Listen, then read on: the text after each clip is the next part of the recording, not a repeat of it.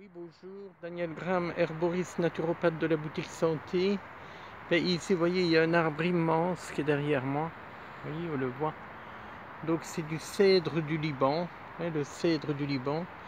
Donc, c'est un arbre qui est l'emblème national du Liban, puisqu'il figure sur le drapeau libanais. Il peut vivre, donc il mesure 20 à 30 mètres ou 40 mètres même. Il peut vivre 2-3 000 ans. C'est un arbre qui a une grande longévité, très solide.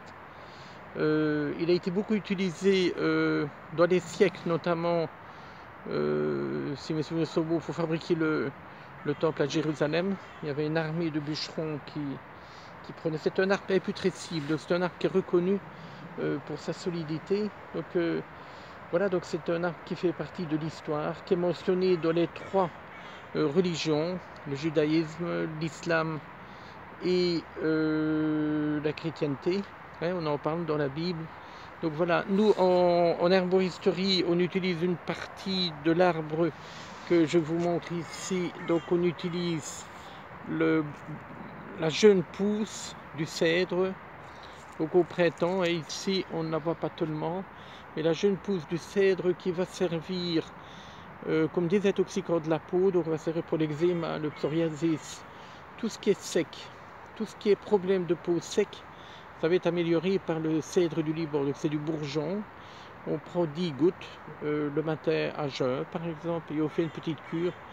Donc il faut se rappeler que c'est un arbre décoratif qui a été introduit en France en 1734 par un botaniste qui s'appelait Jussieu.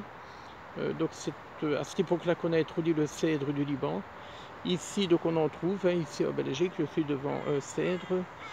Voilà, donc il faut se rappeler, très bon pour tout ce qui est problème de peau sec, eczéma, psoriasis, tout ce qui est crevasse, tout ce qui est relié à la peau sèche. Pensez au cèdre du Liban, vous voyez comme c'est joli. Et l'arbre, la hauteur de l'arbre qui est magnifique. Donc ici on le voit. Voilà, à une prochaine vidéo. Très bonne journée à vous. À bientôt.